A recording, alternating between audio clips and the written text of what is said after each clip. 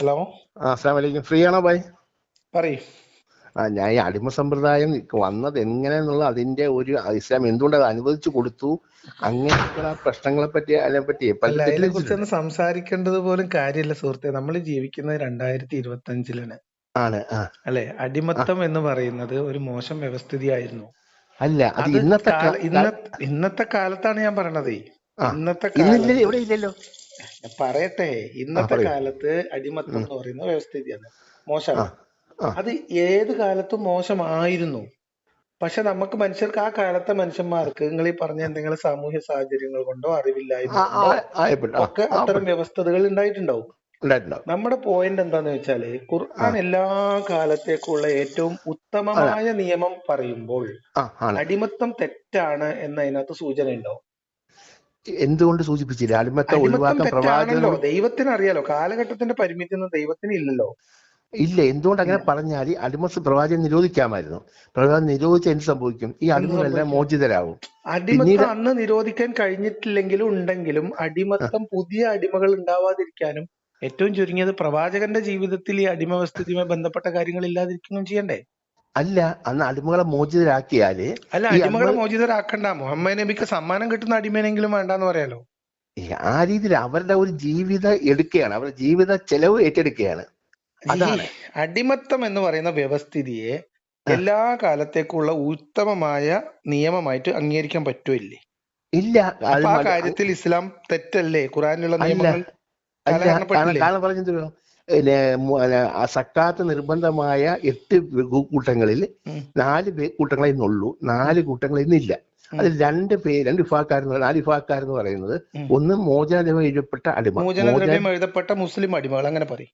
അല്ലല്ല, അടിമേന്നേ ഉള്ളൂ. മുസ്ലിം മുസ്ലിം അടിമകൾ, ഇല്ലില്ല. മുസ്ലിം അടിമകൾ, ഇല്ല, മുസ്ലിം അങ്ങനെയാണ് നിങ്ങൾ അടിമകൾ. കൂട്ടിച്ചേർക്കുന്നത്. അല്ല, മോചനദ്രവ്യം എഴുതപ്പെട്ട അടിമ അങ്ങനെ പിന്നെ ഖുറാനിൽ അല്ല, പറയുന്നു. അങ്ങനെ തന്നെയല്ല. ആ മോചനദ്രവ്യം എഴുതപ്പെട്ട അടിമകളാണ്. പക്ഷെ അത് മോചനദ്രവ്യം എഴുതപ്പെട്ട ആ ആ സക്കാത്ത് ആ വാങ്ങണം. ഗണത്തിൽ വരണമെങ്കിൽ അത് മുസ്ലിം അടിമയായിരിക്കണം.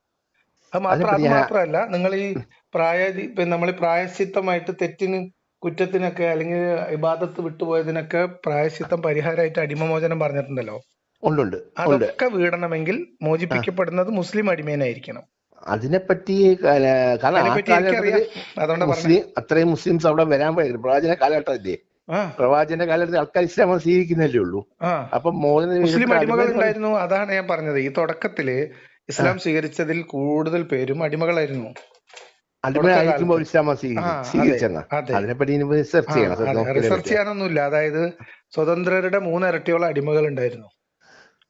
അല്ല മനസ്സിലായോ? ആണ്.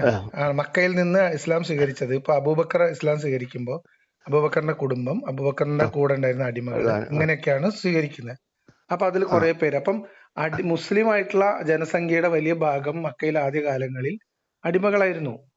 അപ്പൊ പക്ഷെ അവരെയൊക്കെ അന്ന് സ്വതന്ത്രരായിട്ടുള്ള സ്റ്റാറ്റസിലേക്ക് അത്ര കൊണ്ടുവരണമെന്ന് ദാരിദ്ര്യം മുഹമ്മദ് അവിടെ ഉണ്ടായിരുന്നു. ആഗ്രഹിച്ചിരുന്നു. ഞാൻ അത്ര പറയട്ടെ, ആ നോക്കൂ, അവരെയൊക്കെ സ്വതന്ത്രരാക്കണമെന്ന് മുഹമ്മദ് ആഗ്രഹിച്ചിരുന്നു. ആ എന്ന് പറഞ്ഞാൽ അടിമത്തം ഒരു മോശം സാധനമാണ് എന്ന് മുഹമ്മദിന് അറിയാമായിരുന്നു. നബിയുടെ പേരും ചെറുതാരെല്ലാം അല്ല, പറഞ്ഞു, ബഹുമാനം നിങ്ങൾ പറഞ്ഞായി. പറഞ്ഞോളൂ, പേര് കേൾക്കുമ്പോൾ നിങ്ങൾ പറഞ്ഞോളൂ, കുഴപ്പമില്ല. പറഞ്ഞ ഞാൻ പറഞ്ഞത് അങ്ങനെ പറയാം. അവർക്ക് നബി അറിയാമായിരുന്നു, മുഹമ്മദ് എന്ന് അതുകൊണ്ടാണല്ലോ പറയാം, മോചിപ്പിക്കാൻ. പ്രവാചകൻ എന്ന് പറയാം, അല്ലെങ്കിൽ റസൂൽ നോക്കൂ, എന്ന് പറയാം.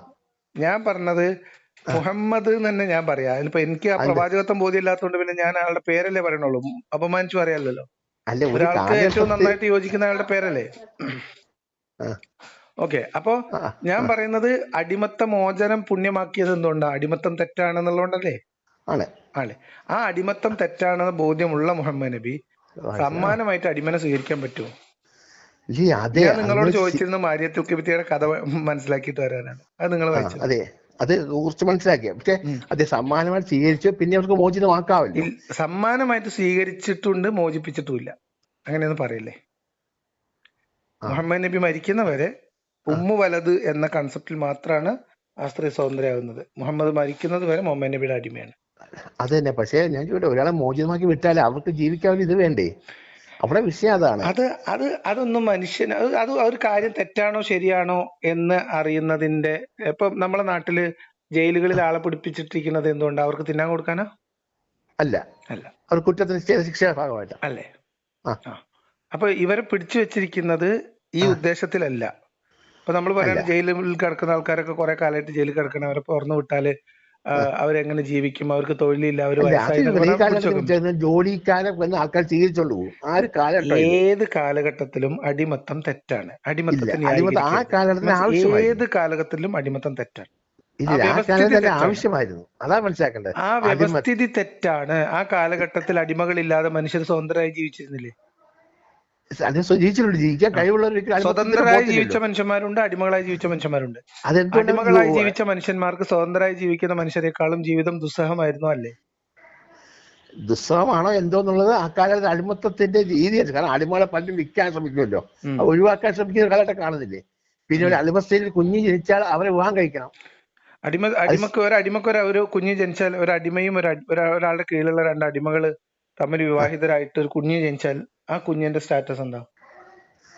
അല്ല ആ കുഞ്ഞിന് മോചനം എഴുതി കിട്ടും. അടിമകളെ അല്ല, ആ കുഞ്ഞ് ജീവിക്കാനുള്ള അടിമയാണ്. ആ സാഹചര്യം കുഞ്ഞ് ഉണ്ടാവും. അടിമയാണ്. ആ കുഞ്ഞും അടിമയാണ്. അല്ല പക്ഷെ അവർക്ക് ജീവിക്കാനും വിവാഹം കഴിച്ച് ജീവിക്കാനുള്ള അവകാശം കൊടുക്കുന്ന ഇസ്ലാം മതമാണ്. അപ്പൊ ആ കുഞ്ഞിന്റെ ജീവിതവും സെക്യൂർ ആയി. ഒരു അടിമയും മറ്റൊരു അടിമയും തമ്മിൽ വിവാഹം കഴിപ്പിച്ചു. അതിൽ ജനിക്കുന്ന കുഞ്ഞ് ആരുടെ അടിമയായിരിക്കും? അല്ല ഞാൻ പറഞ്ഞത് അങ്ങനെ ജനിക്കുന്ന കുഞ്ഞും അടിമയാണ് സുഹൃത്തെ. അല്ല ഈ അടിമ എന്ന് പറയുന്ന സമ്പ്രദായം വിവാഹം കഴിക്കാൻ അനുവദിക്കുന്നെങ്കിൽ അത്ര സുതാര്യമായ സമ്പ്രദായം ആ കാലത്ത് നിലനിന്നത്. വിവാഹം കഴിക്കാൻ അനുവദിച്ചിരുന്നു? ഇപ്പൊ രണ്ട് ജോലിക്കാരെ വിവാഹം കഴിച്ച് ആ കുഞ്ഞ് ജനിക്കുന്ന കുഞ്ഞ് ഇയാളുടെ ഉടമയുടെ അടിമയാണ്. അടിമ നിങ്ങളുടെ വീട്ടിലൊരു മുട്ടനാടും ഒരു ഒരു ആടും ഉണ്ടെങ്കിൽ, പെണ്ണാടും ഉണ്ടെങ്കിൽ അവർ തമ്മിൽ ബന്ധപ്പെട്ടുണ്ടാവുന്ന കുട്ടികൾ നിങ്ങളുടെ വളർത്തു മൃഗത്തിന്റെ ഭാഗമായിട്ട് എങ്ങനെയാണോ നിൽക്കുന്നത് അതേപോലെ തന്നെയാണ് അതിലും. അല്ല അപ്പൊ കല്യാണം കഴിപ്പിച്ചു കൊടുക്കുന്നത് നല്ലതല്ലേ? അടിമക്ക് നല്ലതല്ലേ? എങ്ങനെയാ? ആ അടിമ ദമ്പതികൾക്ക് 2 3 കുട്ടികൾ ഉണ്ടായാൽ ഇയാളുടെ അടിമ സമ്പത്ത് എന്ന് പറഞ്ഞാൽ 5 ആവും. പക്ഷെ അവരുടെ ഉത്തരവാദിത്വം മൊത്തം കുഞ്ഞുങ്ങളുടെ ഉത്തരവാദിത്തം മനുഷ്യരെ അടിമയാക്കി. നിങ്ങൾക്ക് എത്ര ഏജ് ആയി ഞാൻ ചോദിക്കട്ടെ? 55 വയസ്സായിട്ട് നിങ്ങൾക്കും അടിമത്തം എന്ന് പറയുന്ന ഒരു മോശം കാര്യമായിട്ട് തോന്നുന്നില്ല? ഇല്ല, കാരണം ആ കാലഘട്ടത്തിൽ മോശമായില്ല. അത് നിങ്ങളുടെ മതത്തിലുള്ളത് കൊണ്ട്. ഏത് കാലഘട്ടത്തിലും അടിമത്തം മോശമാണ്. അന്ന് മോശമായ വ്യവസ്ഥിതി ഉണ്ടായിരുന്നു. അത് സാർവലൗകികമായിട്ടുണ്ടായിരുന്നു. ഒരു തെറ്റായിരുന്നു. അന്നത്തെ കാലത്ത് സതി നല്ലതായിരുന്നോ? സതി ഉള്ള കാലത്ത് സതി നല്ലതായിരുന്നോ? അല്ല. പക്ഷെ സതി പോലെ സതി നല്ലതായിരുന്നോ? അല്ല. അതെന്താ അന്നത്തെ കാലത്ത് അത് അങ്ങനെ നിങ്ങൾ പറയുന്ന ന്യായം പറഞ്ഞൂടെ? അന്ന് വിധവാ വിവാഹം ഇല്ലാത്ത കാലത്ത് ആ സ്ത്രീക്ക് പിന്നെ വേറൊരു നിർവാഹമില്ല. അതുകൊണ്ട് അവര് ചാടി മരിക്കുമായിരുന്നു. ഇല്ല, അത് ആചാരം തെറ്റാണ്. അടിമത്തം ശരിയാണ്. അടിമത്തം ആ കാലത്ത് അത് ആവശ്യമായിരുന്നു. ഏത് കാലം നോക്കൂ, എങ്ങനെയാണ് സതി ഒരു ദുരാചാരമായിരുന്നു. അത് ഒരു കാലഘട്ടത്തിൽ നമ്മുടെ നാട്ടിൽ ഉണ്ടായിരുന്നു. അത് ഉള്ള കാലത്തും ഇപ്പോഴായാലും അത് തെറ്റ് തന്നെയാണ്. അതേപോലെ തന്നെയാണ് അടിമത്തം. അടിമത്തം ഒരു മോശം വ്യവസ്ഥിതിയായിരുന്നു.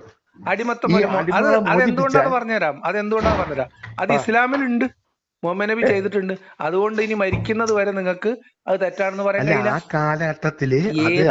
ഈ കാലഘട്ടം ആർക്കാണ് സുഹൃത്തെ ഇത് മോചിപ്പിച്ചാൽ ഇവര് ഞാൻ ചോദിക്കുന്നത്? കാലഘട്ടം ആർക്കാണ്? മനുഷ്യർക്കല്ലേ? അല്ല, ആണ്. അള്ളാഹുവിനുണ്ടോ?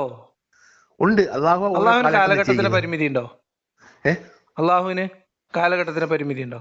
പരിമിതിയൊന്നുമില്ല. അള്ളാഹു കാലഘട്ടങ്ങൾ. അപ്പൊ പിന്നെ ഒരു കാര്യം, അള്ളാഹുവിന്റെ അടുത്ത് നിന്ന് ദൈവികമായിട്ടുള്ള ഒരു നിയമം വരുമ്പോ അതിന്റെ പ്രത്യേകത എന്താ? അതിന് കാലഘട്ടത്തിന്റെ പരിമിതി ഉണ്ടാവില്ല എന്നുള്ളതല്ലേ? അല്ല, കാലഘട്ടത്തിനനുസരിച്ചാണ് അള്ളാഹു നിയമങ്ങൾ വരുന്നത്. ആരുടെ കാലഘട്ടത്തിനനുസരിച്ച്? ഏത് കാലഘട്ടത്തിൽ ജീവിച്ച ഒരു സമ്പ്രദായം ഇല്ലാതാക്കണമെങ്കിൽ മുഹമ്മദ് നബിയുടെ കാലഘട്ടത്തിൽ ഇസ്ലാമിൽ അടിമത്തം അനുവദിച്ചിട്ടുണ്ടോ? അടിമത്തം നിരുത്സാഹപ്പെടുത്തിയിട്ടേ ഉള്ളൂ. അടിമത്തം അനുവദിച്ചിട്ടുണ്ടോ? നിരുത്സാഹപ്പെടുത്തിയിട്ടില്ല. അനുവദിച്ചിട്ടുണ്ട്. ഇപ്പൊ അനുവദിച്ചിട്ടുണ്ടോ? ഇപ്പൊ അനുവദിച്ചാൽ ആരും അടിമയെ കിട്ടത്തില്ല. അനുവാദമുണ്ടോ? അള്ളാഹുവിന്റെ മതത്തിൽ അടിമത്തം ഇപ്പോഴും അനുവദനീയമാണോ അല്ലേ? അടിമ നിരോധിച്ചിട്ടില്ല. ഇപ്പോഴും അനുവദനീയമാണോ അല്ലേ? അതാ ചോദ്യം. അല്ല, അപ്പൊ അന്ന് നിരോധിച്ചില്ലെങ്കിൽ ഇന്ന് നിരോധിച്ചില്ലാത്തതാണ്. ഈ കാലഘട്ടത്തിൽ അടിമത്തം തെറ്റാണെന്ന് നിങ്ങൾക്കും തർക്കമൊന്നുമില്ലല്ലോ? ഇല്ല. ഈ അനുവദിച്ച് തെറ്റായ ഒരു കാര്യം ഇസ്ലാമിൽ ഇപ്പോഴും ഹലാലല്ലേ? അനുവദനീയം ആ ഒരു കാലഘട്ടത്തിൽ ഹലാലല്ലേ? തെറ്റായ ഒരു കാര്യം 2025 തെറ്റാണെന്ന് നിങ്ങൾ പോലും പറയുന്ന ഒരു കാര്യം ഇസ്ലാമിൽ ഇപ്പോഴും ഹലാലാണ്. ഇതെന്ന് പറഞ്ഞാൽ ആ കാലഘട്ടത്തിൽ അള്ളാഹു ഇറക്കി കൊടുത്ത നിയമങ്ങളിൽ പലതും ഇന്നത്തെ കാലത്തെ മനുഷ്യർക്ക് അല്ലെങ്കിൽ ഇന്നത്തെ കാലത്തെ ജീവിതത്തിന് സ്യൂട്ടല്ല. അതല്ല അതിന്റെ അർത്ഥം. ഇതിനെ പലതല്ല, ആ കാലഘട്ടത്തിൽ ആവശ്യം വെച്ചാ ഇറങ്ങി. ഈ കാലഘട്ടത്തിൽ അത് ഈ വരുന്നില്ല, ആ സമ്പ്രദായം കാലഘട്ടത്തിൽ ഇല്ല. ഇസ്ലാം അനുവദിച്ച ഒരു കാര്യം ഈ കാലഘട്ടത്തിൽ ഒരു മുസ്ലിം ചെയ്യുമ്പോൾ മതപരമായിട്ട് അത് തെറ്റാണോ അല്ലേ? അല്ല, അക്കാലത്ത് പ്രവാചകൻ അള്ളാഹ് നിരോധിച്ചിട്ടില്ല. അത് ഈ കാലഘട്ടത്തിൽ അള്ളാഹ് നിരോധിച്ചിട്ടുണ്ടോ? നിരോധിച്ചു, പക്ഷേ ഈ രാജ്യത്തിൽ ഉണ്ടാവില്ല, അടിമകൾ ഇപ്പൊ ഉണ്ടാവില്ല. അഫ്ഗാനിസ്ഥാനില് ഇസ്ലാമിക ആ, ശരീഅത്ത് തിരിച്ചു വന്നു. അഫ്ഗാനിസ്ഥാനിൽ അഫ്ഗാനിസ്ഥാന് ഏതെങ്കിലും ഒരു അടുത്ത രാജ്യം, ഇപ്പൊ മ്യാൻമറോ അല്ലെങ്കിൽ വേറെ ഏതെങ്കിലും ഒരു രാജ്യമായിട്ട് യുദ്ധം ഉണ്ടായി എന്ന് വിചാരിച്ചോ. ആ, ഏഹ് യുദ്ധം നമ്മുടെ ഭൂട്ടാനോ അല്ലെങ്കിൽ വേറെ നേപ്പാളൊക്കെ ആയിട്ട് യുദ്ധം ഉണ്ടായി. ആ, അവര് ആ, ഇസ്ലാമിക ശരീഅത്ത് അവിടത്തേക്ക് വ്യാപിപ്പിക്കാൻ ശ്രമിച്ചു. അവര് തമ്മിലൊരു ഫൈറ്റ് ഉണ്ടായി. അപ്പൊ ആ ഫൈറ്റില് ഈ ഇപ്പുറത്തുള്ള രാജ്യത്തെ ശത്രു സൈന്യത്തിന്റെ സ്ത്രീകളെയും കുട്ടികളെയൊക്കെ പിടിച്ചുകൊണ്ട് അടിമയാക്കാൻ വേണ്ടി അവിടുത്തെ ഖലീഫ തീരുമാനിച്ചാൽ അത് ഹലാലാണോ ഹറാമാണോ? അത് തെറ്റാണ്. കാരണം ഈ എങ്ങനെ കാലഘട്ടത്തിൽ അതിന്റെ എങ്ങനെ ആവശ്യമില്ല. ഏത് ആവശ്യമുണ്ടല്ലോ ഖുർആൻ അനുസരിച്ച്. ഖുർആൻ കാലഘട്ടത്തിൽ വെച്ച് ആലോചിച്ചാണ് കാര്യങ്ങൾ അല്ല, അള്ളാഹു ഓപ്ഷൻ കൊടുത്തിട്ടുണ്ട്, അല്ല എന്തും ചെയ്യാം. അല്ല ഓപ്ഷൻ ഞാൻ ചോദിക്കുന്നത് മതപരമായിട്ട് അത് ഹറാമാവുന്നത് എങ്ങനെയാണ് പറഞ്ഞു. മതപരമായ ഹറാമാകുന്നത് എങ്ങനെയാന്നുള്ളതല്ല, കാലഘട്ടത്തിൽ കാലഘട്ടം ഒന്നും ഇസ്ലാമിൽ ഇല്ല കാലഘട്ടം സുഹൃത്തെ, എടുക്കണം. എന്തായി പറയണത്? കാലഘട്ടം എടുക്കണം. അങ്ങനെയാണ് ചിന്തിക്കണം. നിയമങ്ങൾ മനസ്സിലാക്കുമ്പോൾ ആ രീതിയിൽ മനസ്സിലാക്കണം. അതായത് ആ കാലഘട്ടത്തിൽ അപ്പൊ പിന്നെ എന്തിനാ ഖുർആന്? സമുദായമാണ് ഇപ്പൊ ഈ ഇവര് അല്ലല്ല, ഒരു വിശന്ന് മിനിറ്റ്. പട്ടിണി ഈ ചത്തുപോകുന്ന അവസ്ഥയാണെങ്കിൽ കാലഘട്ടത്തിനനുസരിച്ച് ചെയ്യാം. ചിന്തിച്ച് തീരുമാനം എടുക്കാനാണെങ്കിൽ എന്തിനാ ഖുർആന്? നിങ്ങൾ പറയുന്ന പോലെ അത് കാലഘട്ടത്തിനനുസരിച്ച് ചിന്തിച്ച് തീരുമാനം എടുക്കാനാണെങ്കിൽ എന്തിനാണ് ഖുർആന്റെ ആവശ്യം എന്താ? ഖുറാന്റെ ആവശ്യമല്ലേ ഉള്ളൂ. ഖുറാനിലെ എല്ലാ കാര്യങ്ങളും സത്യാസത്തെ അപ്പൊ അതാ വിവേചിച്ച് പറഞ്ഞത്. അപ്പൊ പറയുന്നത്. ഖുർആൻ അനുസരിച്ച്, നിയമം അനുസരിച്ച്, ഇസ്ലാമിന്റെ ശരീഅത്ത് അനുസരിച്ച് ഉം. അഫ്ഗാനിസ്ഥാൻ ഏതെങ്കിലും ഒരു മുശ്രിക്കിന്റെ രാജ്യവുമായിട്ട് ഒരു യുദ്ധം നടത്തി ഇസ്ലാമിക ഖിലാഫത്ത്, ആ, അവരവിടെ വിജയിച്ചാൽ ആ. അല്ലെങ്കിൽ അവിടെ ഒരു യുദ്ധം നടത്തിയിട്ട് അവിടെ യുദ്ധത്തിൽ സൈന്യത്തെ പരാജയപ്പെടുത്തിയാൽ അവിടുന്ന് ആളുകളെ പിടിച്ചു കൊണ്ടുപോയി അടിമയാക്കി വെക്കുന്നത് മതപരമായിട്ട് ഹലാലാണോ ഹറാമാണോ? തടവ്. കാരണം അവരെ അടിമയാക്കി വെക്കുന്നത് സ്വന്തം വെക്കുന്നത് ഹലാലാണോ ഹറാമാണോ? ഇങ്ങനെ അടിമയാക്കി പിടിച്ചോണ്ട് പോകുന്നത്, അവരെ പിടിച്ച് അടിമയാക്കുന്നത് ഹലാലാണോ ഹറാമാണോ? അതാണ് ചോദ്യം. മതപരമായി ഞാൻ പറഞ്ഞില്ലേ, അത് ഖുർആനികമായിട്ട് ഖുർആനികമായിട്ട് അത് തെറ്റാണ് എന്ന് സ്ഥാപിക്കുന്ന വചനം പറഞ്ഞു. അത് പറയാം. കാരണം എന്താണ്, അവർക്ക് ജീവിക്കാൻ നിവൃത്തിയില്ല. ഈ പിടിച്ചവർക്ക് നിങ്ങൾ പറയൂ സുഹൃത്തെ, ഇങ്ങനെ ഒരു ഖിലാഫത്തിന്റെ ഭാഗമായിട്ട് ഒരു യുദ്ധം നടക്കുകയും അവിടെ നിന്ന് ബഹുദൈവാരാധകരെയോ അല്ലെങ്കിൽ അവിടുത്തെ ക്രിസ്ത്യൻ ജൂത ആരെങ്കിലും ഒക്കെ ആയിട്ടുള്ള ആളുകളെ പിടിച്ചു കൊണ്ടുപോയി അടിമകളാക്കി മാറ്റുന്നത് ഹറാമാണ് എന്നതിന് നിങ്ങൾ തെളിവ് പറയൂ ഖുർആനിന്ന്. പറയട്ടെ, അടിമകൾക്ക് സ്വന്തമാക്കി വിട്ടാൽ അവര് ഭർത്ത കിടന്ന് മരിച്ചു പോകുന്ന അവസ്ഥ ഉണ്ടെങ്കിൽ അവർ അടിമകളാക്കാം. എവിടെയാണ് ആ ഷർത്തുള്ളത്? എവിടെയാണ് അടിമകളാക്കി പിടിക്കുമ്പോൾ ഈ ഷർത്തിന് ആനുപാതികമായിട്ടാണ് ചെയ്യേണ്ടതെന്നുള്ളത്? ഈ നിബന്ധനയിലാണ് അടിമയാക്കുന്നത്. നിങ്ങൾക്ക് എവിടെ നിന്ന് കിട്ടി ഈ നിബന്ധനയിലാണല്ലോ അന്നുണ്ടായിരുന്നു? ആരാ പറഞ്ഞത്? അല്ല പറഞ്ഞിട്ടില്ല. ആരും പറയാത്ത നിങ്ങൾക്ക് എവിടെ നിന്ന് കിട്ടി? അല്ല, നമ്മള് ബുദ്ധി മനസ്സിലാക്കണം. ബുദ്ധി അല്ലല്ലോ, നിങ്ങളുടെ ബുദ്ധി ഉപയോഗിക്കാനാണെങ്കിൽ ഖുർആൻ നോക്കേണ്ട കാര്യമില്ലല്ലോ. അല്ലാതെ ബേസിക് കാര്യങ്ങൾ ബുദ്ധി ഉപയോഗിക്കുന്നത് എന്തിന്? ആ ഖുർആന്റെ ബേസിക് നിയമം അനുസരിച്ചിട്ട് ഒരു പിന്നെ ആളുകളെ അടിമയാക്കി വെക്കുന്നത് അനുവദനീയമാണ്. ഇപ്പോഴും ഹലാലാണ്. ജീവിക്കാനുള്ള അവസ്ഥയാണെങ്കിൽ ആരാത് പറഞ്ഞ? അത് നോക്കണം എന്ന് ആരാ പറഞ്ഞേ? നോക്കണം. നിങ്ങൾ അഫ്ഗാനിസ്ഥാനിലെ ISIS യസീദി പെൺകുട്ടികളെ അടിമയാക്കി വെച്ചത് ഖുർആന്റെ അടിസ്ഥാനത്തിലാണ്. ഈ IS ഇസ്ലാമിന്റെ ആൾക്കാർ തന്നെയാണ്.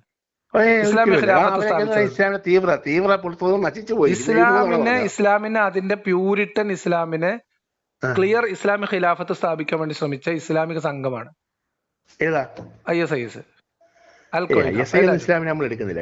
അഫ്ഗാനിസ്ഥാനിലെ താലിബാനുകൾ എടുക്കുന്നുണ്ടോ? താലിബാൻ തീവ്രത ഒരിക്കലും താലിബാൻ ഇസ്ലാമിക സംവിധാനമാണോ? താലിബാൻ ഇസ്ലാമിക സംവിധാനമാണോ? അല്ലല്ല, ഭയങ്കര തീവ്രത. അവർ കാണിച്ച ഒരു ഇസ്ലാമിക വിരുദ്ധത എന്ന് പറഞ്ഞത് തീവ്രത. എന്താ തീവ്രത? തീവ്രത തന്നെ പെൺകുട്ടികളെ പഠിപ്പിക്കുന്നില്ല, തെറ്റല്ലേ? അറിവ് പഠിക്കണം. പ്രവാചകൻ പറഞ്ഞ സുഹൃത്തിനെ അറിവ് പഠിക്കുക, മുഹമ്മദ് നബി എത്ര സ്കൂൾ സ്ഥാപിച്ചിട്ടുണ്ട്? സ്കൂൾ പ്രവാചകന്റെ ഉദ്ദേശം എന്തുവാ? മുഹമ്മദ് നബിയുടെ മദീനയിൽ പെൺകുട്ടികളെ അറിവ് പഠിപ്പിക്കാൻ വേണ്ടി ഉണ്ടാക്കിയ സ്ഥാപനം എന്തായിരുന്നു? അതിനെപ്പറ്റി പഠിച്ചു നോക്കി പറയാം. എന്ത് സംവിധാനമാണ് അറിവ് പഠിക്കാൻ വേണ്ടിട്ട് ഉണ്ടാക്കിയത്? അറിവ് പഠിക്കാൻ ഖുർആൻ മുസ്ലിം പെൺകുട്ടികൾക്കോ? പെൺകുട്ടികൾ ആൺകുട്ടി എല്ലാം പഠിക്കാം. മുസ്ലിം പെൺകുട്ടികള് ആയിഷ യുദ്ധം ചെയ്തില്ല? എന്ത് ആയിഷ യുദ്ധം നേരത്തെ നൽകിയത്? യുദ്ധം ചെയ്ത് യുദ്ധം ചെയ്ത അല്ല യുദ്ധം ആരോടെ ഉണ്ടായപ്പോ യുദ്ധം ചെയ്ത് പറയും, നിങ്ങൾ പറഞ്ഞല്ലോ. അലി റളിയല്ലാഹുവിനോട് യുദ്ധം ചെയ്തെന്ന് പറയുന്നത്. ആ സംഭവത്തിന് വിരുദ്ധമുണ്ട്, ആ യുദ്ധം നടന്നില്ലെന്നും അഭിപ്രായമുണ്ട്.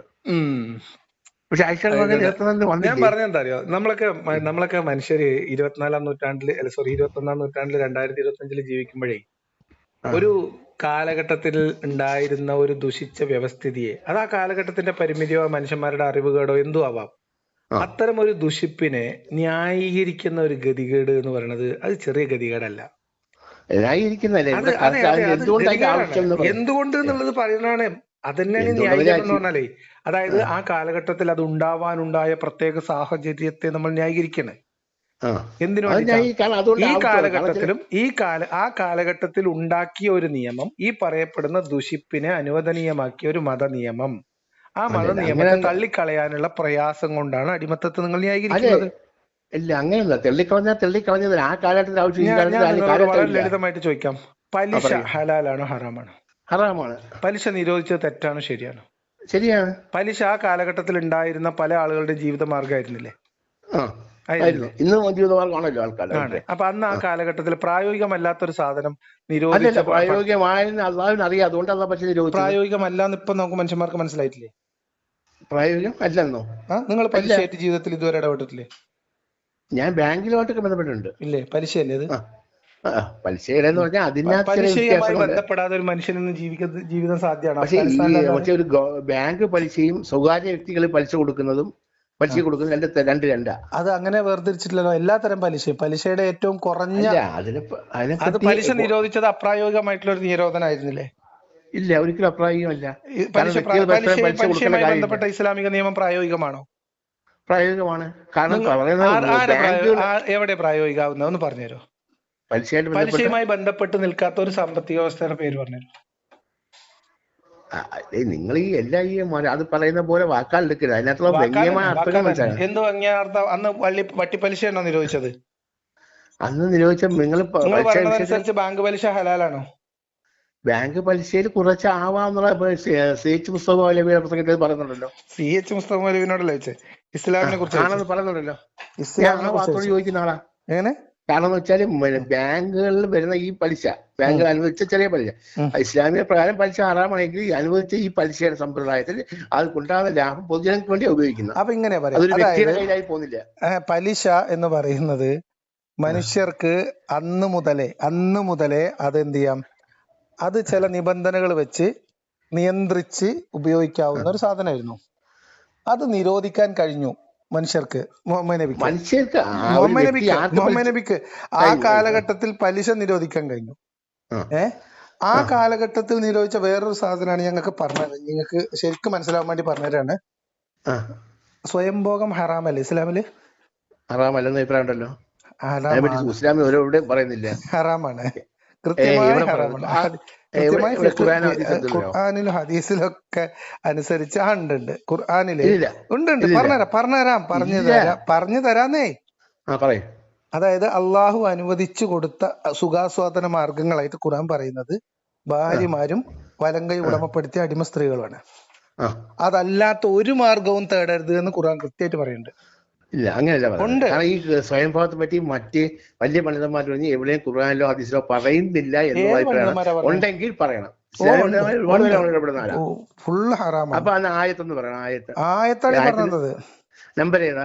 നമ്പർ നോക്കിയെടുക്കണം. അതിന്റെ വിശദീകരണം തന്നെയാണല്ലോ ഖുർആന്റെ വിശദീകരണം തന്നെയല്ലേ പിന്നെ ബാക്കി തഫ്സീറുകളായിട്ടും ഹദീസായിട്ടും നിയമമായിട്ടും ചോദിക്കണം. പല പലതും പ്രമുഖ പണ്ഡിതൻ ചോദിച്ച കാര്യമോ? അപ്പൊ അവരെല്ലാം ഖുർആനിലും ഹദീസിലും എവിടെയും പറയുന്നില്ലെന്നാ പറഞ്ഞത്. ഏത് പണ്ഡിതനാ പറഞ്ഞത്? ഏത് പണ്ഡിതൻ? ഒരു വ്യക്തി പറയുന്നത് അൻവാരി ഉസ്താദ്, അങ്ങനെ ഒരുപാട് പേര് നിങ്ങൾക്ക് മനസ്സിലാവും. എന്താ പേര്? ഏത് അൻവരി ഉസ്താദ്? കൊല്ലം ഷാഹുൽ അൻവാരി. ഷാഹുൽ ഹമീദ് അൻവരി ഉസ്താദ് ഹറാമല്ല എന്ന് പറഞ്ഞോ? അല്ല, അതിനെപ്പറ്റി ഖുർആനിലും ഹദീസിലും എവിടെയും കാണുന്നില്ല എന്ന് പറഞ്ഞു. ഖുർആനും ഹദീസിലും ഇപ്പൊ നിങ്ങൾക്ക് 5 നേരത്തെ നിസ്കാരം തെരഞ്ഞാൽ കിട്ടൂല. ഖുർആനിൽ കിട്ടും, നിങ്ങളെ ഹദീസിൽ തന്നെ കിട്ടും. ഖുർആൻ എന്ന് പറഞ്ഞുതരാം 5 നേരത്തെ നിസ്കാരം. നിങ്ങളുടെ നമസ്കാര സമയം നിർവഹിക്കപ്പെട്ടിരിക്കുന്നു. അത് ഹദീസ് വരുന്നുണ്ട്. നിസ്കാരം സ്റ്റാർട്ട് ചെയ്ത ഹദീസുകളിൽ നിന്ന് നിങ്ങൾക്ക് ഈ സാധനം കിട്ടും. ഫിഖ്ഹിൽ കൃത്യമായി എഴുതി വെച്ചിട്ടുണ്ട്. എന്ന് മാത്രമല്ല ഇതിനുള്ള ശിക്ഷ വരെ എഴുതി വെച്ച ഹദീസുകൾ. നിങ്ങൾ 5 നേരത്തെ നിസ്കാരം എവിടെ നിന്ന് എടുക്കുക? അവിടെ തന്നെ കിട്ടുമോ? ഇവിടെ ഹദീസ് നമ്പർ പറയാം. ഇപ്പൊ എല്ലാം ഹദീസ് നമ്പർ ഹദീസ് എല്ലാം നമ്മളെ ഹദീസിൽ നിങ്ങൾ കുറച്ചൊക്കെ ഒന്ന് അന്വേഷിക്കേ. ഇപ്പൊ ഞാൻ നിങ്ങളോട് അല്ല പറഞ്ഞു നമുക്ക് ഹദീസ് ഒട്ടും പ്രായോഗിക നോക്കൂ സഹീഹ് ഇത് ബുഖാരി അഭിപ്രായ മുസ്ലിം വ്യത്യാസം ഉണ്ട് ഏതാ നിങ്ങൾ പറയണു. അതായത് ഈ സ്വയംഭോഗത്തിന്റെ കാര്യത്തില്. പക്ഷെ ഒരു അഭിപ്രായമില്ല. അടിമഭോഗത്തിന്റെ കാര്യത്തില് ഹറാമാണോ ഹലാലാണോ എന്നുള്ള കാര്യത്തിൽ സംശയം ഉണ്ടോ ആർക്കെങ്കിലും? ഇല്ല അതൊന്നുമില്ല. അടിമസ്ത്രീകൾ ആവാം, അത് ആവാം, യജമാനന്മാർക്ക് ആവാം. ആ അപ്പൊ ഇനി ശ്രദ്ധിച്ചു കേട്ടോളൂ കേട്ടോ. നിങ്ങൾ കാലഘട്ടത്തിന്റെ പ്രായോഗികതയൊക്കെ പറഞ്ഞതിന് ഉള്ള മറുപടിയാണ്. അടിമഭോഗം ഹലാലും സ്വയംഭോഗം ഹറാമ്. ഇനി കറാഹത്താണെന്ന അഭിപ്രായമുള്ള വളരെ അപൂർവം ചില പണ്ഡിതന്മാരുണ്ട്. പക്ഷെ ഭൂരിപക്ഷ അഭിപ്രായം ഇവിടെ പറ പണ്ഡിതന്മാരൊന്നും പറ, നമുക്ക് ഹദീസ് പറ. ഹദീസ് ഒന്നല്ല, നിങ്ങൾ ഫിഖ്ഹിൽ തന്നെ നോക്കിക്കോളി. ഫിഖ്ഹിൽ കർമ്മശാസ്ത്രം തന്നെ എഴുതി വെച്ചിട്ടുണ്ട്. ഹദീസിനെ വിട്ട് ആൾക്കാർ അഭിപ്രായം പറയുന്നത് ഫിഖ്ഹ് ഹദീസും ഖുർആനൊക്കെ വിട്ടിട്ട് അഭിപ്രായം പറയാനാണോ? നിങ്ങൾക്ക് എവിടുന്നാണോ ഈ നിസ്കാരം ഓത്തൊക്കെ കിട്ടുക അവിടുന്ന് തന്നെയാണ് ഈ സാധനങ്ങളൊക്കെ കിട്ടുക. ഹദീസിൽ തന്നെ കിട്ടുന്നത്. വെറുതെ വിഷയം മാറ്റിക്കൊണ്ടല്ലേ. അപ്പൊ അത് ഹലാലാക്കി, അത് ഒന്ന് ഹറാമും ഒന്ന് ഹലാലാക്കിയ പഠിച്ചു. മനുഷ്യന് പ്രായോഗികമായിട്ട് ഒരു കാലത്തും പിന്നെ പ്രായോഗികവൽക്കരിക്കാൻ കഴിയാത്ത പലിശ ഹറാമാക്കിയിട്ട് അടിമത്തം ഹലാലാക്കിയ പഠിച്ചു. പറ്റി ഒന്നും പറയുന്നില്ല. ഖുർആനിലും ഹദീസിലും എവിടെയും കാണുന്നില്ല. അത് ഖുർആനിൽ അങ്ങനെ നേരിട്ട് പറയണ്ട. അതായത് ഈ രണ്ട് മാർഗം ഒഴികെ സുഖാസ്വാദനത്തിന് മറ്റു മാർഗങ്ങൾ ഇത് വരുമെന്ന് എന്താ പറയുന്നത്? വേറെ ഒരു മാർഗം ഉപയോഗിക്കാൻ പാടില്ല എന്ന് പറഞ്ഞാൽ എന്താ അതിന്റെ അർത്ഥം? ഈ രണ്ട് മാർഗം ഒഴികെ വേറെ ഒരു മാർഗവും സ്വീകരിക്കാൻ പാടില്ല എന്ന് പറഞ്ഞാൽ എന്താ അർത്ഥം? അങ്ങനെ പറയുന്നതാ? ഉണ്ട്. നിങ്ങൾ നോക്കിക്കോ, നിങ്ങൾ നോക്കിയെടുക്ക്. ഞാൻ ഖുർആൻ എടുക്കാവുന്ന കയ്യിലെടുക്കാവുന്ന ഒരു സമയത്തല്ല, സ്ഥലത്തല്ല ഉള്ളത്, പുറത്താണ്. പിന്നെ പറഞ്ഞാൽ മതി. ഇപ്പം പറഞ്ഞില്ല. ഇപ്പഴാ ഖുർആനും ആയത്തിന് നമ്പരും പറയണേ. അപ്പൊ അത് ആ രീതിയിൽ അങ്ങനെ പറഞ്ഞ ഖുർആന് ഈ രണ്ടെണ്ണം അനുവദിച്ച രണ്ടെണ്ണത്തിൽ ഒന്നെന്താ അറിയോ? അന്യന്റെ വീട്ടിൽ ഉറങ്ങിക്കിടക്കുന്ന സ്ത്രീകളെ പിടിച്ചോണ്ടെന്നതിന്. മറ്റൊരു ഗോത്രത്തിലേക്ക് കിടന്നുറങ്ങിയ സ്ത്രീകളെ പിടിച്ചോണ്ടെന്ന് അടിമയാക്കിയിട്ട് അത് ഉപയോഗിച്ചോ എന്നാണ് ഖുർആനിൽ പറയുന്നത്. ഒന്ന് പിന്നെ ഭാര്യ. ഒരു തെറ്റിദ്ധാരണ ഖുർആനിലുള്ളതാണ്. അപ്പൊ അതുകൊണ്ട് ഞാൻ പറയുന്നത് ഇത്രയും പ്രായമായ സ്ഥിതിക്ക് ഇനിയെങ്കിലും ഈ അടിമത്തത്തെ ന്യായീകരിക്കേണ്ടതുണ്ടോ എന്ന് സ്വയം ചോദിക്കാം. ഇല്ല, അടിമത്തം ഇസ്ലാം അന്ന് അനുഭവിച്ച ഹലാലായ അവസ്ഥ തന്നെയാണ് ആ കാലഘട്ടത്തിന് ആവശ്യമായത്. ന്യായീകരിക്കേണ്ട ബാധ്യത നിങ്ങൾക്ക് ഉണ്ടെങ്കിൽ ന്യായീകരിച്ചോളിയും. എനിക്ക് അടിമത്തത്തെ ന്യായീകരിക്കാൻ വേണ്ടി വിളിക്കരുത്. അടിമത്തം ഒരു കാലത്തുണ്ടായിരുന്നു, അതിന്റെ ന്യായം പറയാ. അതിപ്പോ ഇല്ല, അത് ചെയ്യാൻ പറ്റില്ല, നിങ്ങൾ തെളിവില്ലാതെ കളവ് പറയാ. ഇങ്ങനെ ചെയ്തതിൽ കാര്യം മനസ്സിലായോ? അടിമത്തം ഞങ്ങളോട് വളരെ സ്പെസിഫിക് ആയിട്ട് ചോദിച്ചു. അടിമത്തം ഇപ്പൊ അഫ്ഗാനിസ്ഥാനിലെ ഭരണകൂടം വേറൊരു ജനതയോട് യുദ്ധം ചെയ്ത് അവിടുത്തെ സ്ത്രീകളെ അടിമകളാക്കി പിടിച്ചാൽ അത് തെറ്റാണ് നിങ്ങൾ എന്ത് ഖുർആൻ അടിസ്ഥാനത്തിലാ പറയാം? കാരണം അന്ന് അവരെ അടിമകളാക്കി നിർത്താനേ ഇന്ന് കാരണം അവരെ സ്വന്തമായി വിട്ട് അവർ ജീവിക്കാനുള്ള അവസ്ഥ ഈ ഭൂമിയിൽ അള്ളാഹ് കൊടുത്തിട്ടുണ്ട്. അതുകൊണ്ട് അവരെ അടിമകളാക്കാൻ പാടില്ല. എന്ന് നിങ്ങളുടെ ബുദ്ധി പഠിക്കുമ്പോൾ മനസ്സിലാക്കുന്നില്ലേ? ഞാൻ നിങ്ങൾക്ക് ഈ പിന്നെ സ്വയംഭോഗം ഹറാമാക്കിയ ഖുർആൻ വചനം എടുത്തു തരാം. നിങ്ങള് ഈ ഇന്നത്തെ കാലത്ത് അടിമകളെ പിടിക്കാൻ പാടില്ല എന്ന് നിങ്ങൾക്ക് കിട്ടുന്ന ഖുർആൻ വചനം ഒന്ന് എനിക്ക് എടുത്തു തരണേ. അല്ല പറയാ അടിമ സമ്പ്രദായം എന്തുകൊണ്ട് അവര് നിങ്ങൾ ന്യായമല്ല കേൾക്കേണ്ട സുഹൃത്തെ. ഞാൻ എന്റെ ന്യായം അല്ലല്ലോ പറഞ്ഞേ, ഞാൻ ഖുർആൻ വചനം തരാന്നല്ലേ പറഞ്ഞേ. അപ്പൊ നിങ്ങളുടെ വാദത്തിന് പറയാ ഒരു ജനതയെ സ്വതന്ത്രമാക്കിയാൽ അവർക്ക് ജീവിക്കാൻ കഴിയുമെന്നുണ്ടെങ്കിൽ അവരുടെ മേൽ അടിമ സമ്പ്രദായം അങ്ങനെ ഒരു ജനതക്ക് സ്വതന്ത്രമായി ജീവിക്കാൻ കഴിയുമെങ്കിൽ അവരെ അടിമയാക്കരുത് എന്ന് ഖുർആൻ പറഞ്ഞിട്ടുണ്ടോ? ഖുർആൻ ആ കാലഘട്ടത്തിൽ മനസ്സിലാക്കണോ? ഖുർആൻ പറഞ്ഞിട്ടുണ്ടോ? ഖുർആൻ അങ്ങനെ പറഞ്ഞിട്ടില്ല. പക്ഷെ നമുക്ക് മനസ്സിലാക്കിയെടുക്കാം എന്തുകൊണ്ട് അവരാക്കിയത്. അത് ചിന്തിക്കുന്നത് നിങ്ങളുടെ ബുദ്ധി വെച്ചിട്ടല്ലേ? നിങ്ങളുടെ ബുദ്ധിയായിട്ട് എന്ത് പ്രസക്തിയുള്ള ഈ ബുദ്ധി അള്ളാഹിന് മുന്നിൽ ന്യായീകരിക്കുന്ന ബുദ്ധിയാ. അള്ളാഹിക്കറിയാം അതാണ് കാര്യം. ഏത് ഗോത്രത്തിനാണ് ബനൂ ഖുറൈളയിലെ സ്ത്രീകളെയും കുട്ടികളെയും പിടിച്ചപ്പോ അവർക്ക് സ്വന്തമായിട്ട് ജീവിക്കാൻ അവകാശം കഴിയുമായിരുന്നില്ലേ? അവർക്ക് സമ്പത്ത് ഉണ്ടായിരുന്നില്ലേ? അത് ചരിത്രത്തിന് അത് നോക്കണം.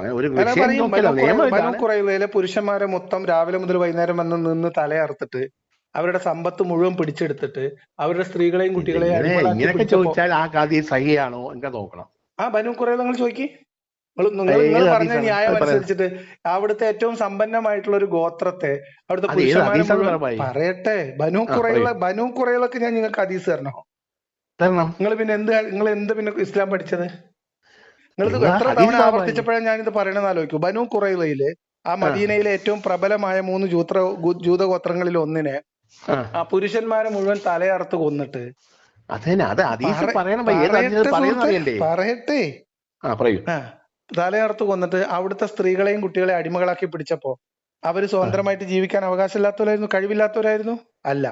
ഹദീസ് മുഹമ്മദ് നബി പഠിച്ചാലേ പറ്റൂ. ഹദീസ് പറയട്ടെ, പറയൂടാന്ന്. മുഹമ്മദ് നബി ആക്രമിച്ച് പിടിച്ചെടുത്ത ബനൂ മുസ്തലക്കായാലും എവിടെയായാലും പോയി ആക്രമിച്ച് പിടിച്ചെടുത്ത എല്ലാ ഗോത്രങ്ങളും ആ കാലം വരെ അവിടെ സ്വതന്ത്രമായി ജീവിച്ചിരുന്ന മനുഷ്യർ തന്നെയാണ്.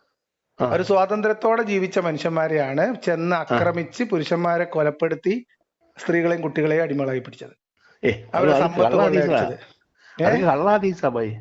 എന്ത് ഹദീസ്, എന്ത് കള്ളാദീസ്? നിങ്ങൾ മുഹമ്മദ് നബി ഉണ്ടായിരുന്നു തന്നെ നിങ്ങൾക്ക് ഇപ്പൊ തെളിവുണ്ടാവില്ല.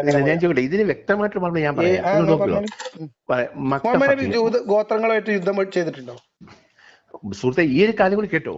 മുഹമ്മദ് നബി ഇതര ഗോത്രങ്ങളുമായിട്ട് ആക്രമണം ചെയ്തിട്ടുണ്ടോ? അതല്ലേ ഞാൻ പറയട്ടെ, നിങ്ങൾ മുഹമ്മദ് നബി അങ്ങനെ ആക്രമിച്ചിട്ടുണ്ടോ? നിങ്ങൾ പറയും. ഇത് പറഞ്ഞോട്ടെ. നബി മക്ക പിടിച്ചടക്കി. നബി എല്ലാവരും അംഗീകരിച്ചു. നബിയാണ് എളാപ്പാന്റെ മൂത്താപ്പാന്റെ മക്കളെ അടിമകളാക്കി പിടിച്ചില്ലല്ലോ എന്നാണ് നിങ്ങളെ ന്യായം? അല്ലാത്ത ന്യായം തന്നെ. ഇങ്ങനെ എളാപ്പാന്റെ മൂത്താപ്പാന്റെ മക്കളെ അടിമകളാക്കി പിടിച്ചില്ല എന്നുള്ളതാണോ നിങ്ങളെ ന്യായം? എല്ലാ നബി മക്ക പിടിച്ചടക്കി, അറേബ്യയെ പിടിച്ചടക്കി. എല്ലാവരും അംഗീകരിച്ചു നബിയാണ് അവിടുത്തെ ഭരണാധികാരിയാണ്. അപ്പൊ നബി എന്താ പറഞ്ഞത്? നിങ്ങൾ എന്നോട് ഒരുപാട് ചോദ്യം ചെയ്തവരൊക്കെ എല്ലാം ഉണ്ട്. നബി എന്താ പറയുക? നിങ്ങൾ സ്വതന്ത്രമായിക്കൊള്ളുക, ഇത് നിങ്ങൾ സ്വതന്ത്രമായിക്കൊള്ളുക. നിങ്ങൾക്ക് ഇഷ്ടമുള്ള ഇസ്ലാം സ്വീകരിക്കാം, അല്ലെങ്കിൽ നിങ്ങൾ ഇഷ്ടമുള്ള ഇതൊക്കെ വേറെ കഥയാണ്. നിങ്ങൾ എവിടെ പറഞ്ഞു പോണത്? അബൂ സുഫിയാൻ എങ്ങനെ ഇത് ഏത് ഹദീസ്? നിങ്ങൾ ഇഷ്ടമുള്ള ഇസ്ലാം സ്വീകരിച്ചോളി, അല്ലാത്തവര് നിങ്ങൾ ഇഷ്ടമുള്ള പോലെ ജീവിച്ചോളി എന്നാ നബി പറഞ്ഞത്? ആ ഹദീസ് ഒന്ന് പറഞ്ഞേ കേക്കട്ടെ. എടുത്തു തരണേ. അപ്പൊ ഈ 2-3 ഹദീസ് ജീവിക്കാൻ ഗതിയില്ലാതെ റോട്ടിൽ കൂടി അലഞ്ഞു തിരിഞ്ഞ ആൾക്കാരല്ല മുഹമ്മദ് നബി പിടിച്ചോണ്ടെന്ന് അടിമയാക്കിയത്. സ്വതന്ത്രമായി ജീവിച്ചിരുന്ന ഒരു മിനിറ്റ്, സ്വതന്ത്രമായി ഗോത്രമായി ജീവിച്ചിരുന്ന മനുഷ്യരെ ആക്രമിച്ച് കൊലപ്പെടുത്തി. അതെ അതെ, നിങ്ങൾ ഇനി ഹദീസ് തെരഞ്ഞോളി. നിങ്ങൾ അംഗീകരിക്കുന്ന ഇസ്ലാമിക ചരിത്ര പുസ്തകം അയച്ചെന്നാ മതി, അതിന് ഞാൻ നിങ്ങൾക്ക് എടുത്ത് അയച്ചുതരാം. ഏതൊക്കെ പുസ്തകങ്ങൾ നിങ്ങൾ അംഗീകരിക്കുമെന്ന് എനിക്ക് പറഞ്ഞുതരാം. ബുഖാരി, മുസ്ലിം, ഇബ്നു മാജ, തിർമിദി, അബൂ ദാവൂദ്, സിഹാഹു സിത്തയാണ് നിങ്ങൾ പറഞ്ഞത്. ഉണ്ടായാൽ മതി. സിഹാഹു സിത്തിൽ ഉണ്ടെങ്കിൽ നിങ്ങൾ അംഗീകരിക്കും. വെരി ഗുഡ്, ഞാൻ അയച്ചുതരാം കേട്ടോ. ഞാൻ വീട്ടിൽ പറയുന്നത് പിന്നെ എന്തോ ലഹരിയാകാവുന്ന കൊണ്ടുവരരുത്. അപ്പൊ അതിലൊക്കെ ഈ ഹദീസ് ഗ്രന്ഥങ്ങൾക്ക് ആവശ്യത്തിന് നിറഞ്ഞു കിടക്കുന്നുണ്ട്. മുഹമ്മദ് നബി എന്താ ചെയ്തു കൂട്ടിയത്? ഞാൻ വിചാരിച്ചു നിങ്ങൾ മുസ്തഫ മൗലവിന്റെ ആളാണ്. അപ്പൊ സിഹാഹു സിത്തിന്റെ തള്ളുന്നത് എല്ലാ കാര്യം യോജിക്കത്തുമില്ല. എങ്ങനെ? ഞാൻ ആരുടെ ആളല്ല, അങ്ങനെ കാണരുത്. അല്ല, ഈ 5 ഗ്രന്ഥങ്ങളിൽ നിന്ന് കൊണ്ടുവന്ന പിന്നെ തള്ളൂലല്ലോ. ഈ 6 ഹദീസിൽ നിന്ന് സഹീഹായി ഉദ്ധരിക്കപ്പെട്ട ഹദീസുകൾ തള്ളൂലല്ലോ. ഈ 6 സിഹാഹു സിത്തയിൽ കൊണ്ടുവന്ന പിന്നെ തള്ളൂലല്ലോ. ഇല്ല, അത് പറ്റില്ല. കാരണം സഹീഹ് ബുഖാരി ഞാൻ പഠിച്ച അതിനകത്ത് ഒരുപാട് വേണ്ടാത്ത ഹദീസുകളുണ്ട്. അപ്പൊ പിന്നെ നിങ്ങൾ സിഹാഹു സിത്ത എന്ന് പറഞ്ഞാൽ എന്താ? സഹിയായ ഹദീസ് അതെങ്ങനെ നമ്മൾ തെരഞ്ഞെടുക്കാം? 19-ാം നൂറ്റാണ്ടില് അൽബാനി സഹീഹായിട്ട് ഗ്രേഡ് ചെയ്തത് എടുക്കോ? അൽബാനിയുടെ ഹദീസുകൾ എടുക്കേണ്ടതാ. അൽബാനി ഹദീസ് അല്ല, സഹീഹ് മുസ്ലിമും ബുഖാരിയും ഈ പറഞ്ഞ ഹദീസ് ഗ്രന്ഥങ്ങളൊക്കെ പരിശോധിച്ചതിന് ശേഷം അതിന്റെ ഉസൂലുൽ ഹദീസും ഒക്കെ നോക്കിയിട്ടേ, സനദൊക്കെ നോക്കിയിട്ട് സഹീഹാണ് എന്ന് അൽബാനി ഗ്രേഡ് ചെയ്ത ഹദീസുകളുണ്ട്. അതാണ് ഏറ്റവും ലേറ്റസ്റ്റ് ഗ്രേഡ്.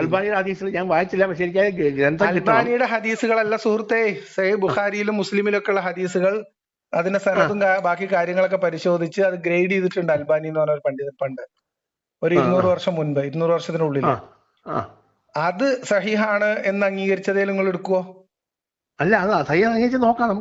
അൽബാനി നോക്കിയതിന്റെ അപ്പുറത്ത് നിങ്ങൾ എങ്ങനെയാ നോക്കാൻ പോണത്? നോക്കാൻ പോകുന്നത് നമ്മൾക്ക് ഒരു പഠിച്ച ഹദീസുകൾ വെച്ച് ഹദീസിനെ വിലയിരുത്തും. അല്ല, എങ്ങനെയാണ് നിങ്ങൾ എന്തിന്റെ ബേസിലെ വിലയിരുത്തുന്നത്? എന്നാ പിന്നെ നമുക്ക് രണ്ടാം കൂടി ഒരുമിച്ച് നോക്കാലോ. നമുക്ക് വിലയിരുത്തുന്ന രീതി നമ്മുടെ ബുദ്ധിക്ക് അള്ളാഹു അറിവ് വെച്ച് നമ്മൾ വിലയിരുത്തും. നമ്മുടെ ബുദ്ധിക്ക് യോജിക്കാത്തത്, ഇന്ന് നാട്ടുകാരോട് പറയാൻ പറ്റാത്തത്, സഹീഹ് അല്ലാത്തത്. അല്ല, യോജിക്കാത്ത പക്ഷേ അങ്ങനെ ഒരു മാനദണ്ഡം വേണ്ട സുഹൃത്തെ. എന്താ മാനദണ്ഡം? മാനദണ്ഡം നമ്മൾ നോക്കും. അള്ളാഹ് നമുക്ക് തന്ന അറിവ് വെച്ചും നമ്മൾ നോക്കും. അങ്ങനെ ഹദീസ് വരാൻ വഴിയുണ്ടോ? അങ്ങനെയാണെങ്കിൽ അത് എടുക്കാൻ പറ്റത്തുള്ളൂ. അങ്ങനെയാണ് ഹദീസ് പരിശോധിക്കുന്നത്. അല്ല ഹദീസ് പറഞ്ഞാൽ അങ്ങനെ ഇന്നത്തെ അങ്ങനെ കാലത്ത് ഈ കാലഘട്ടത്തിൽ നമുക്ക് ആവശ്യമായ അറിവുകൾ ഇന്നത്തെ തന്നിട്ടുള്ളൂ. കാലത്ത് നബി അങ്ങനെ ചെയ്യാൻ സാധ്യതയില്ല എന്ന് നിങ്ങൾക്ക് തോന്നുന്ന അയ്യെന്ന് തോന്നുന്ന കാര്യങ്ങളൊക്കെ തള്ളൂ. അതാണോ? അല്ല, അതിന്റെ മൂലഗ്രന്ഥം വെച്ച് നോക്കുമ്പോൾ അങ്ങനെ വരാൻ വഴിയില്ലല്ലോ എന്ന് മനസ്സിലാക്കാം. ഏത് മൂലഗ്രന്ഥം? ഖുർആനല്ലേ? ഖുർആൻ. ഖുർആനിൽ അള്ളാഹ് അനുവദിച്ച ഒരു കാര്യം മുഹമ്മദ് നബി ജീവിതത്തിൽ ചെയ്തിട്ടുണ്ടെങ്കിൽ തള്ളൂലല്ലോ. തള്ളൂലല്ലോ. പറ്റത്തില്ല. നമ്മളാര് അത്ര മതി. അപ്പൊ നമുക്ക് ബാക്കി സിഹാബ് സിത്തായിട്ട് സംസാരിക്കാം. അപ്പൊ നിങ്ങൾ ഈ പറഞ്ഞ സാധനങ്ങൾക്കുള്ള തെളിവൊക്കെ ഒന്ന് കൊണ്ടുവരണം. ഇന്നത്തെ കാലത്ത് അഫ്ഗാനിസ്ഥാൻ ഏതെങ്കിലും ഒരു രാജ്യത്ത് ആക്രമിക്കുകയാണെങ്കിൽ അവിടെ അടിമകളെ പിടിക്കാൻ പറ്റില്ല എന്നതിന് നിങ്ങൾ അവലംബിക്കുന്ന ഖുർആൻ ആയത്ത് ഹദീസ് ഒന്ന് പറഞ്ഞു. ഒരു ജനതയെ ആക്രമിച്ചിട്ട് അവരെ തീറ്റിപ്പോറ്റാന് ആവശ്യമാണ് ജീവിക്കാൻ അവരെ ഒഴിച്ചുകൊള്ളാം തീർച്ചയായും. മുഹമ്മദ് നബി ആക്രമിച്ച് പിടിച്ചെടുത്ത എല്ലാ ഗോത്രങ്ങളും സ്വതന്ത്രമായി ജീവിക്കുന്നവരായിരുന്നു. അങ്ങനെ അടിമയാക്കിയിട്ടുണ്ട്. അങ്ങനെയാണ് എല്ലാവരും അടിമയാക്കിയിട്ടുള്ളത്. അപ്പൊ അവിടെ അത്ഭുതം. പിന്നെ പണ്ട് കടം വാങ്ങിച്ചിട്ടേ കൊടുക്കാത്തവരുണ്ട്. അതൊന്നുമല്ല. സ്വതന്ത്രമായി കുടുംബമായി ഗോത്രമായി ജീവിച്ചിരുന്ന മനുഷ്യ സമൂഹങ്ങളെയാണ് മുഹമ്മദ് നബി അടിമയാക്കി പിടിച്ചത്. അങ്ങനെയാണ് ചെയ്തത്. അങ്ങനെയാണ് ചെയ്തത്. പിന്നെ അങ്ങനെ പറയരുത് പറഞ്ഞാൽ ഞാൻ പറയാതിരുന്നിട്ട് കാര്യമുണ്ടോ? ആധികാരികമായിട്ട് നിങ്ങളെ ഹദീസും നിങ്ങൾ ചരിത്രം, ഇസ്ലാമിന്റെ ചരിത്രമൊക്കെ ഒന്ന് പഠിക്കേ. മുഹമ്മദ് നബി 90-ലധികം മുഹമ്മദ് നബിയുടെ 10 വർഷത്തെ ജീവിതത്തിനിടയിൽ 90-ന് അടുത്താണ് അക്രമ സംഘങ്ങളും കൊലപാതകങ്ങളും കൊള്ളകളും ഈ പറയപ്പെടുന്ന യുദ്ധങ്ങളൊക്കെ ആയിട്ട് നടന്നിട്ടുള്ളത്. അതിന്റെ ചരിത്രങ്ങൾക്ക് സമഗ്രമായിട്ടുള്ള ചരിത്രങ്ങൾക്ക് കിട്ടും. ചരിത്രം എന്ന് പറഞ്ഞാൽ ഒരിക്കലും എടുക്കാൻ പറ്റാത്ത കാര്യം. അറിയോ?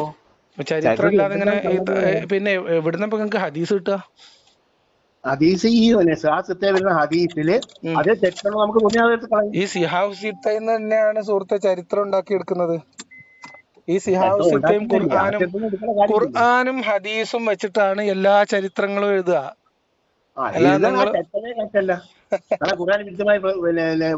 ചരിത്രങ്ങൾ എഴുതുമ്പോ ആ ചരിത്രങ്ങൾ സംഭവങ്ങൾ ഉദ്ധരിക്കുമ്പോ അതിന്റെ തെളിവായിട്ട് ഹദീസുകൾ ഉദ്ധരിക്കും സുഹൃത്തെ. അതന്നെ. അപ്പൊ ഈ കാര്യങ്ങൾ എങ്ങനെയാണ് ഇന്നത്തെ കാലത്ത് അടിമത്തം, പിന്നെ ഒരു രാജാവ് വേറെ ജനതയെ ആക്രമിച്ച് അവരെ പിടിച്ചെടുക്കാൻ പറ്റില്ല എന്നതിന് നിങ്ങൾ അവലംബിക്കുന്ന ഹദീസ് തെളിവെന്ന് എനിക്ക് പറഞ്ഞു. അല്ല, പിടിച്ചെടുക്കാം. അവരെ പിടിച്ചെടുക്കാം. അതൊക്കെ യുദ്ധം ചെയ്ത് ഇസ്ലാം അനുവദിക്കാൻ അവർ ചെയ്താല് അടിമകളാക്കാൻ പറ്റില്ല എന്നുള്ളതിന് നിങ്ങൾ അവലംബിക്കുന്ന ഹദീസോ ഖുർആനോ എന്താണെന്ന് പറഞ്ഞു. എന്താണ് അവരെ അടിമകളാക്കാൻ കഴിയില്ല എന്നുള്ളതിനെ? അടിമകളാക്കാൻ പറ്റില്ല. അടിമകളാക്കാൻ പറ്റില്ല. അല്ല, നിങ്ങൾ തെളിവ് തന്നമ്മ. നിങ്ങൾ പറഞ്ഞിട്ട് കാര്യമില്ലല്ലോ. നിങ്ങൾ ഖുർആനെന്നോ ഹദീസെന്നോ അതിൽ നിന്നൊക്കെയുള്ള തെളിവ് തന്നാൽ മതി. ആ തെളിവ് തരാത്ത കാലത്തോളം നിങ്ങൾക്ക് ഇത് ഒരു വൈക്ലഭ്യത്തിന്റെ പേരിൽ ന്യായീകരിക്കുന്നു എന്ന് മാത്രമേ മനസ്സിലാക്കാൻ പറ്റൂ. ബോധ്യപ്പെട്ടതിന്റെ പേരിൽ തന്നെ പറഞ്ഞ ആ ബോധ്യത്തിന്റെ പേരാണ് ഞാൻ പറഞ്ഞ വൈക്ലഭ്യം. ഇസ്ലാമിലുള്ള നിയമം പറയാനുള്ള ഒരു പറഞ്ഞാൽ തെറ്റൊന്നുമില്ല. അത് നിങ്ങളുടെ ബുദ്ധിയല്ലേ? അതാ പറഞ്ഞത്. നിങ്ങൾക്ക് നിങ്ങളത് പറഞ്ഞാൽ മതി. നിങ്ങളെ തെളിവ് കൊണ്ടുവന്നാ മതി. മുഹമ്മദ് നബി ആക്രമിച്ച് സ്വതന്ത്രമായിട്ടുള്ള ഗോത്രങ്ങളെ പിടിച്ചെടുത്തതിന്റെ തെളിവ് ഞങ്ങൾക്ക് സിഹാബ് സിത്തിൽ നിന്ന് തരാം. Okay, done. ശരിங்க.